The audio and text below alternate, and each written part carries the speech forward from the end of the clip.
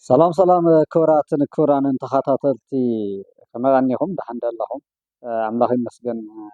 صبوا عندكم ያው ሞምባር ለማዓንቲ ናብዚ ማሕበራዊ ሚድያ ክመጽ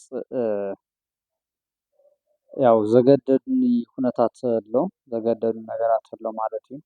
ከም ትፈልጥዎ ኣብዚ ሕዚ እዋን እኳ ናብ ማሕበራዊ ሚድያ ክትቀርብ ያው ዘገድዱ ብዙሕ ኩነታት የለን ብጣዕሚ ኣዝዮም መሰከፍቲ እዮም ካብ ማሕበራዊ ሚድያ ክትርሕቕ ዘገድድ ኩነታት እዩ ዝበዝሕ ዘሎ ማለት እዩ ምክንያቱ እቲ ዘሎ ኩነታት መትሐዚ መጨበጢ ዘይብሉ ናይ ሓጠው ቀጠው ዝኾኑ ዜናታት ናይ ሓጠው ቀጠው ዝኾኑ ኣመለኻኽታታት ብሰፊሑ ማሕበራዊ ሚድያ ዝተቆፃፀረሉ ኩነታት ስለ ዘሎ በዚ ምክንያት ናብቲ ማሕበራዊ ሚድያ ክትቀልቀል እውን ዘይዕድመካ እዩ እንተኾነ ግን ያው ክትኣትዮ እውን ዘገድዱ ኩነታት ስለ ዘሎ ያው መፂና ኣለና ማለት እዩ እምበር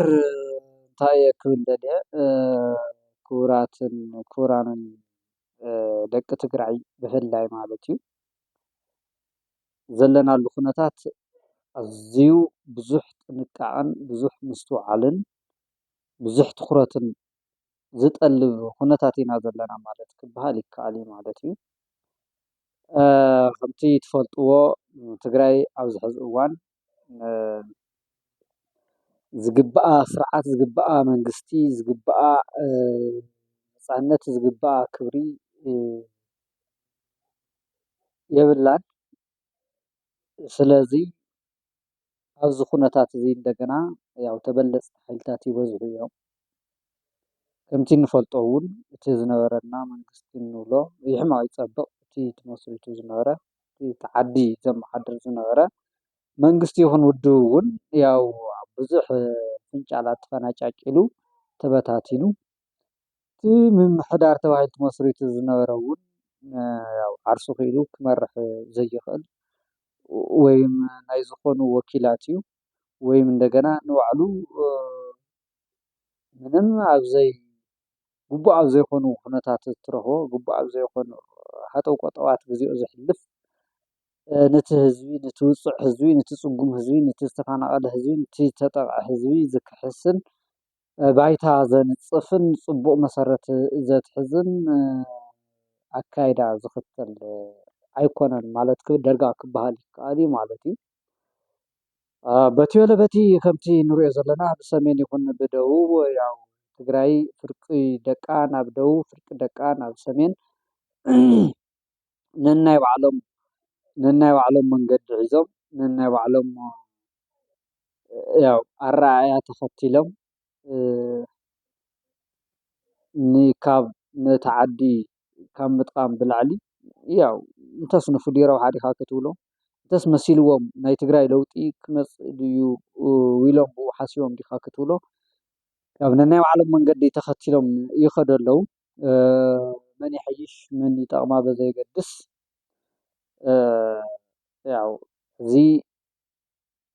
ተወሰኑ ክፋል ኢሊት ትግራይ ኣብ ማእኸላይ መንግስቲ ምስ ኣዲስ ኣበባ ተፀጊዖም ምስ ብልፅግና ኮይኖም ንትግራይ ዝረብሕ ምስ ብልፅግና ኮይንካዩ ብናትና ሓሳብያ ትግራይ ክትድሕን ትኽእል እናበሉ ናይ ባዕሎም ፕሮፓጋንዳ ይነፍሑ ብካሊእ ወገን ድማ እቶም ብኣስመራ ገፅ ዝኸዱ እውን ክንብል ንኽእል ኢና ማለት እዩ ግልፂ ስለ ዝኾነ ሕዚ እቶም ናብ ሰሜን ወይ ድማ ኣስመራ ገፅ ዝኸዱ ወገናት እውን ኣይኮነን ትግራይ ብናትና ኣተሓሳስባ እያ ትድሕን ብናትና ኣካያይዳ ኣይትኽክል እናበሉ ናይ ባዕሎም ዝኾነ ፕሮፓጋንዳ ይነፍሑ ኣለዉ ንሶም እውን ማለት እዩ በቲ በለ በቲ እዚ ክኾን ዘይነበረን ክኾን ነይርዎ ዶ ዝብል እንተንርኢ ከለና ክኾን ኣይነበረን ክኾን እውን ኣይግብኦን ቁፅሪ ሓደ ክኾን ኣለዎ ኢለ ዝኣምኑ ንዓና ትግራይ ፈለማ ናብ ደቡብ ዝኸዱ ይኹን ናብ ሰሜን ዝኸዱ ደቃ ሰብሲባ ክትመክር ነይርዋ መኺራ ሓድነታ ክተውሕስ ነይርዋ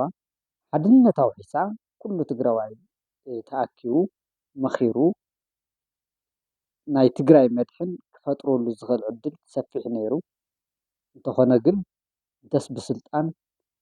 እንተስ ብጥቕሚ እንተስ ብጉጅለ እንተስ ብኻሊእ እዚ ኩነታት እዚ ተፈጢሩ ኣሎ ትግራይ ክትበታተን ያው ከባብያውነት ክሰፍሕ ስምዒታውነት ክሰፍሕ ምጉጅጃል ክበዝሕ ምጥቕቓዕ ክበዝሕ ክኢሉ ኣሎ ማለት እዩ በቲ በለ በቲ ግን እዚ ኩነታት እዚ ተፈጢሩ ኣሎ ኦልሬዲ ክስተኻኸል እውን ኣይከኣለን እስካብ ሕጂ ማለት እዩ ሓደ ነገር ግን ኣሎ ተጋሩ ኣብ ረብሓ ትግራይ ክደራደሩ የብሎምን ክንደራደር የብልና ብፍላይ መንእሰይን ዝተምሃረ ሓይሊ እንደገና እዚ ጉዳይ እዚ ብትኩረት ክንሪኦ ኣለና ማለት እዩ ረብሓ ትግራይ ክንብል ከለና ትግራይን መሰረት ዝገበሩ ማንም ትግራዋይ ኣብ ዝሓለየ ሃሊ ብሓድነት ትግራይን ብሉኣላውነት ትግራይን ክደራደር ኣይኽእልን ክደራደር የብሉን እዚ ክብል ከለኹ ግን ብደቡብ ዘሎ ወይ ድማ ብኢትዮጵያ መንግስቲ ዘሎ እውን መሬትና ማንም ወሪርዎ ክተርፍ ከም ዘይኽእል ክወሮ እውን ከም ዘይግብኦ እቲ ናይ ትግራይ ዝበሃል ግዝኣታዊ ሓድነት ክምልስ ከም ዘለዎ ግዴታ ከም ዘለዎ ክእመን ይግባእ ብኻሊእ ወገን ድማ እቲ ብሰሜን ዘሎ እውን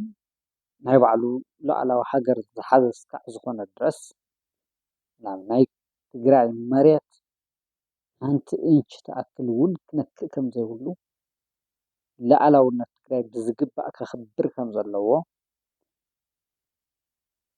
እዚ ማንም ትግራዋይ ክኣምነሉን ክኽተሎን ዝግባእ ሓሳብ እዩ ማለት እዩ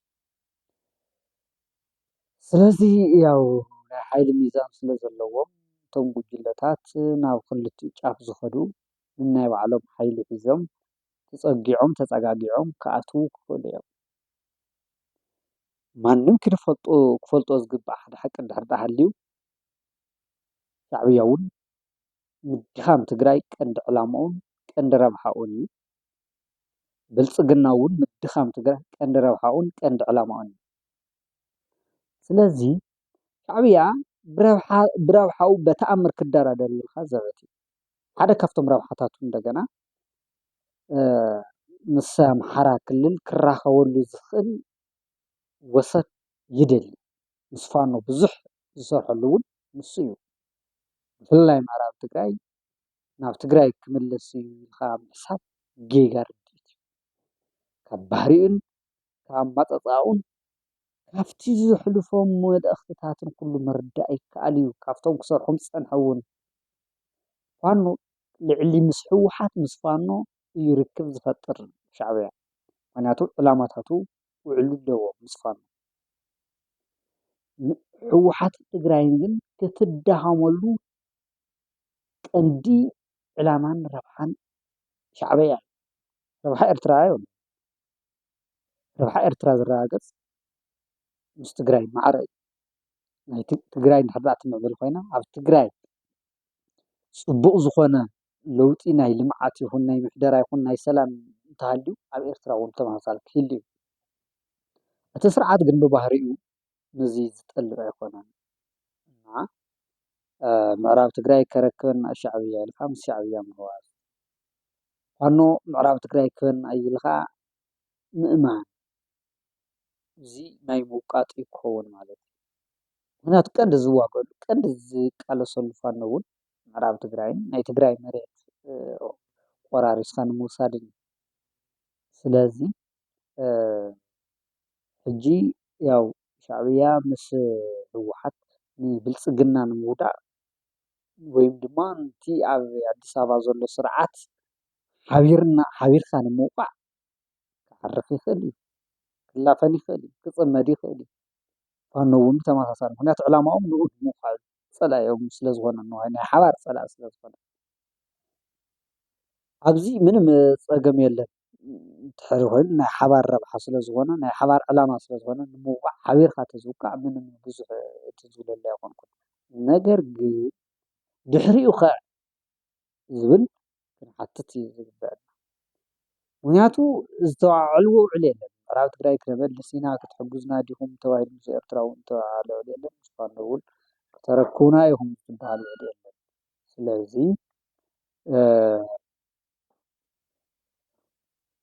ዝመፅእ ሓደጋ ቀፃልነት ኩናት ቀፃላይ ኩናት እናተባርዓኻ ምኻድ ነዚ ትውልዲ ከይዱ ከይዱ ነዚ ዓዲ እውን ከባድማ እዩ ነዚ ትውልዲ እውን ናብ ከቢድ ሓደጋ ወይ ድማ ናብ እልቂት ዘሳጥሕ ስለ ዝኾነ ኩሉ ትግራዋይ ብትኹረትን ብጥንቃቐን ክሪኦ ዝግብኦ ጉዳይ እዩ ማለት እዩ ተጋሩ ሓደ ክንሓስብ ኣለና ምንም ጥርጥር ዘይብሉ ማንም ናብ ድርድር ክኣቱ ዘይኽእል እዩ ኣብ ሓድነት ክምለስ ኣለዎ ማንም ኩሉ ብረብሓታት ዓዲ ክደራደር የብሉን ግን ክልተ ዓበይቲ መሰረታውያን ነገራት ብሓድነት እውን ክደራደር የብሉን ግን ዓበይቲ ነጥብታት እዚአን ቀይሕ መስመር እየን ክኾና ዝግበአን ካብኡ ወፃኢ ዘሎ ግን ብደንቢ ካልኩሌት ተገይሩ ክየድ ዝግብኦ እዩ ያው ዘዳመፅኩምኒ ኣዝየ የመስግን ይቀኒየለን ካብ ብቐፃሊ ብካሊእ ትሕዝቶ ንራኸብ ሰናይ ንዓኹም ቻው